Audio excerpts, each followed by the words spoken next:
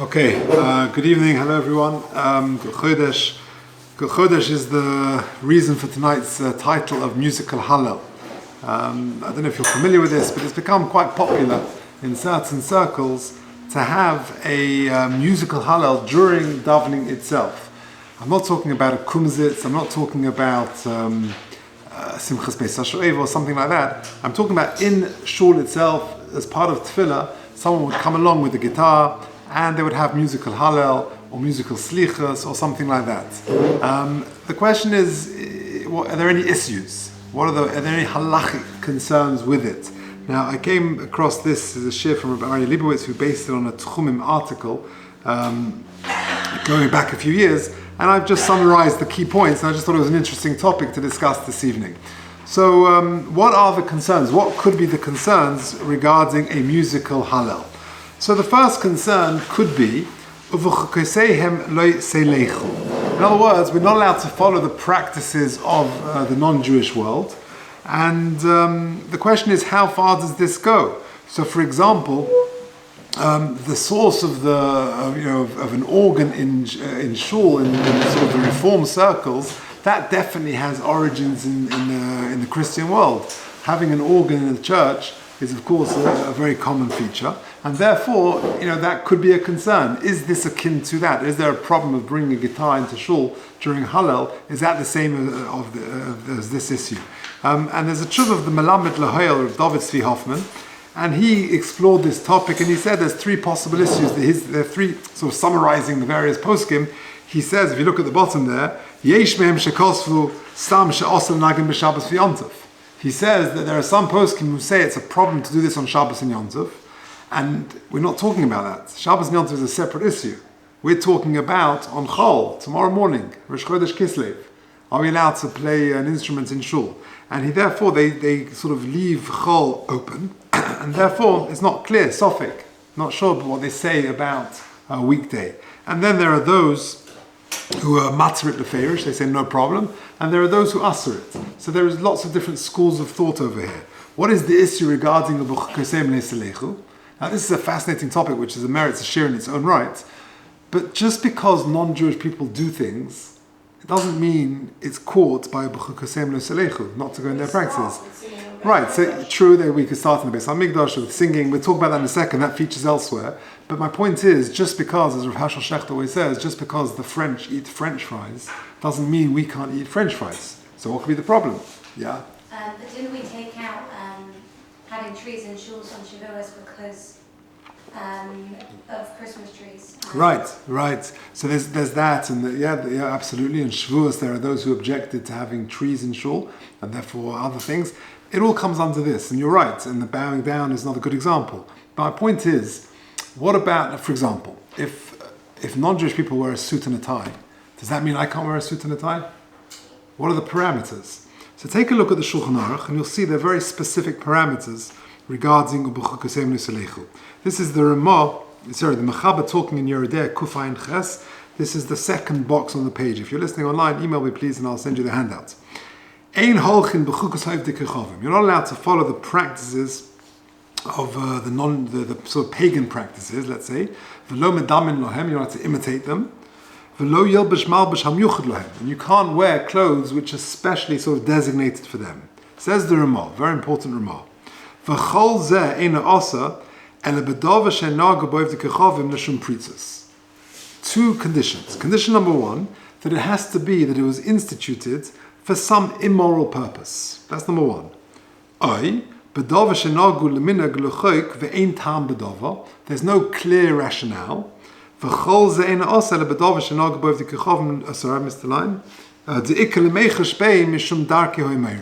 perhaps, therefore, the origins are darkei homeiri, some sort of idolatrous practice. And therefore, says the Ramah, the only time there's a problem of b'chukosem le'selechu is when either the source of it is l'shem pritzos, or it has some sort of pagan, idolatrous origin. And then he goes on to say, but something which is there for a benefit, for some sort of purpose, he gives a very interesting example. Anybody who's a doctor, this This is the Ramah writing 450 years ago. A doctor is going to wear a gown. There's a benefit to that. Why? So that it's clear that he's a doctor. Nowadays, I think they dress down in the hospital, so it's less clear. But in surgery, certainly they'll wear things to protect their clothes or anything, a policeman, whatever it may be. But he's doing it for some benefit. Says the Ramah, mutar l'loivshei. V'chein mishum she'osin mishum kavod or tamacha. If there's a certain reason of kavod or some other reason, that would seem to be okay. Now, and by the way, it's not just the organ which could be caught by this. Another thing that could be caught are stained glass windows. Now, stained glass windows is quite a controversial one as well. Many of our shuls have stained glass windows, and it's quite common. But again, the origin of I don't think they had stained glass windows in the Beis Hamikdash. But the origins are no doubt from the church. And the question is there a problem with that? So again, it's debated. In the Sinai shul here in Knopfler shul, they have stained glass windows. When they sort of took over the shul, some people didn't go because that was one of their concerns. So that's an old debate. That most poskim are lenient about that. And therefore, stained glass windows are not considered a problem. I daven Hen Nadas, they have stained glass windows and many shuls. So it's not really a problem. Most poskim are lenient. And regarding music in shul, is it sort of the same as having an organ that they had in the church? In shul, it's not quite the same. And therefore, poskim would say that it's not really a problem of Kosem lo selechu. So the first concern is not really a concern. The second concern is raised by Rabbi Yehuda Yale Asad, and he says that perhaps it's going to distract people from davening. If you look at the end of the line, I don't want to spend too long on the shibs, I want to focus really on the parasha shir, but at the end, you can see, he says, second last line, V'adarabba, meval beldas hamachaveh. Having a guy play the guitar, it's going to disturb people's concentration. I'll give you a mashal. Imagine sometimes you go to a simcha, where they bring over this sort of famous singer, an A-list singer. And instead of the friends of the chassan and the kala dancing with the chassan, the friends of the chassan are standing there with their mobile phones just recording the guy singing. So it can be a distraction. So it could be that if you bring the guitar or whatever to shul on Rosh Chodesh and it becomes a bit of a concert, then it's taking away from your thoughts and saying of Hallel. So it could be that. But again, it's probably not a distraction. It's meant exactly. It's meant to enhance. Exactly. It's meant to enhance. Absolutely. And for slichus as well, it's meant to enhance and give an atmosphere. So again, to say that it distracts the das of the mispalel, again, it's unlikely. Now, another objection could be what someone mentioned before about the instruments after the churban. The Chasam Sofer, if you look in box number 3 on the top of the next page, the Chasam Sofer says something very interesting. Lochein, bebeis hakneses bekinner v'ugov lefi anivas daiti, hu manua mefarish al menaris bovel. Chazal, the David HaMelech who's misaking this parak in Tehillim, al naris bovel, eich noshir hashir Hashem al admas neichar. This is the sort of the song they sang after they were exiled from Golos Bovel. Even though you could argue that it's there to sort of take away the pain of Golos, but in the shul itself, which is a Migdash Ma'at,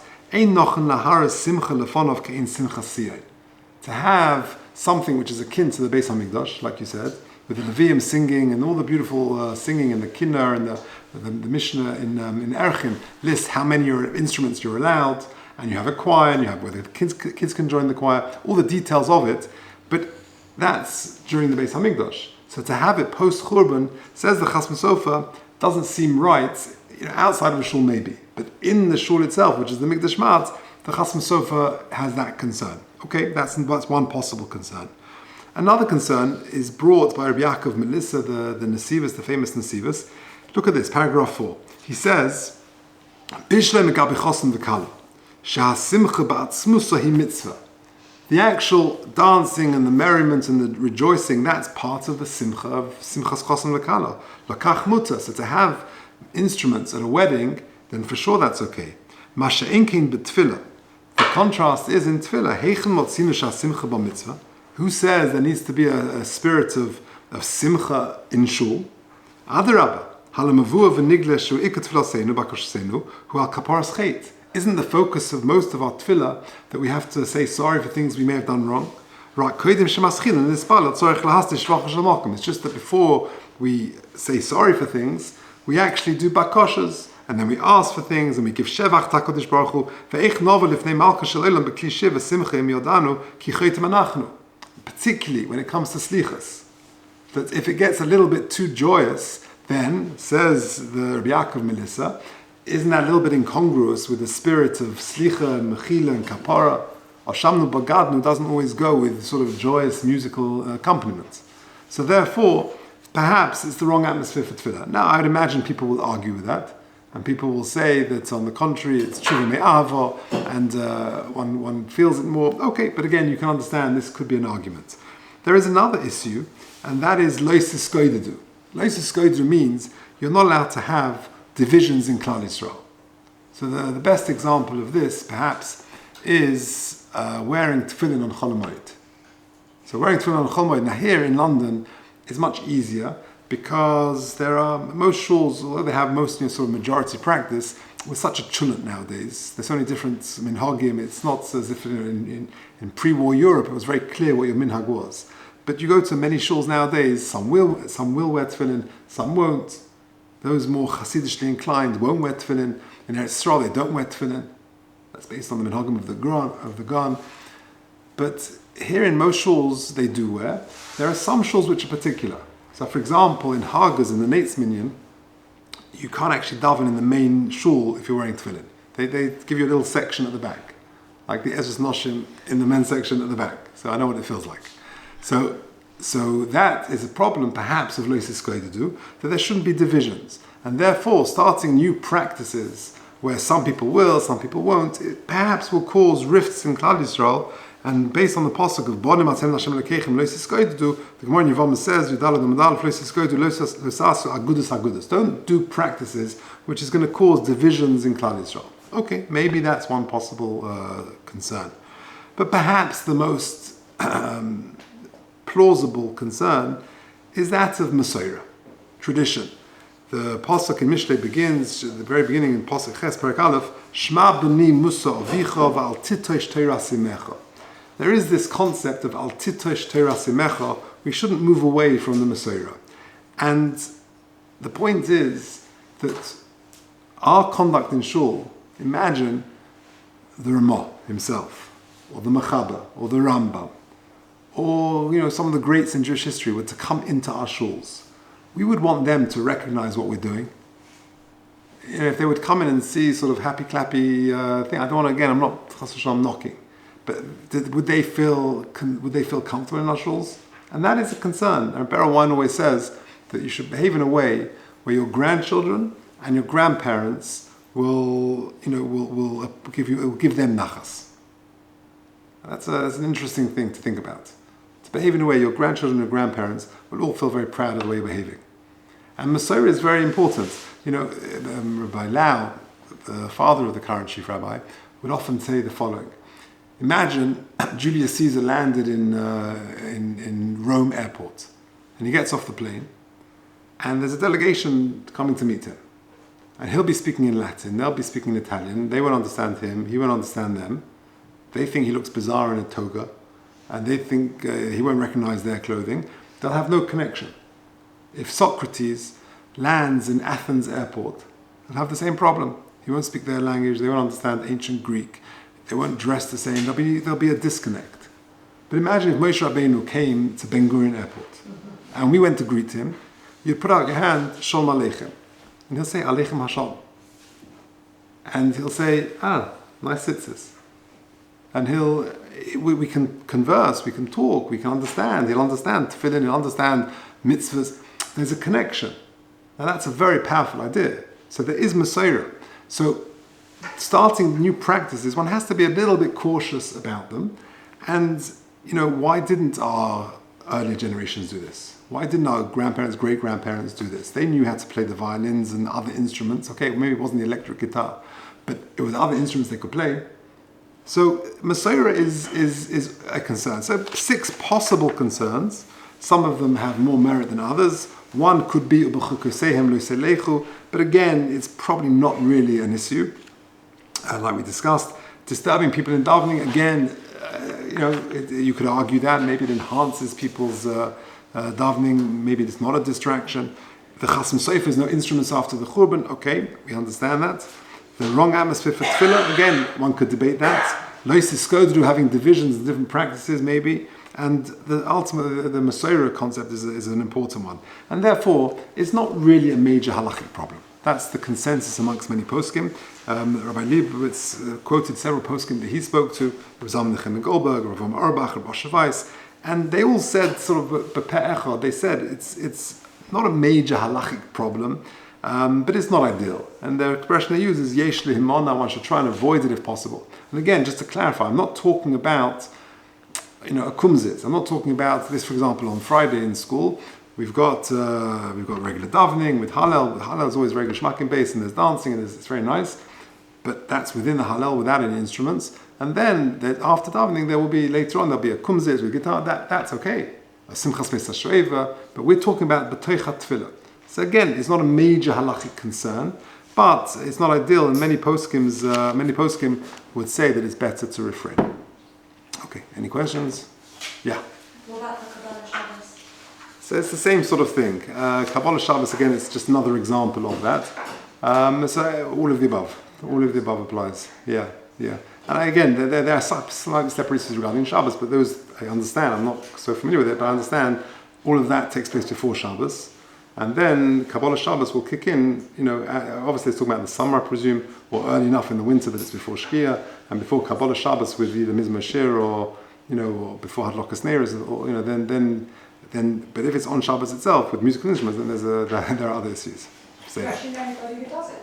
Yeah. I think during Zoom, they advertised. Again, Zoom you're using electricity, and therefore they would have Zoom Kabbalah Shabbos, during lockdown. Hallel. I'm not so much here in England. Slichas is quite popular. It's strong in America. Yeah. Okay, say that.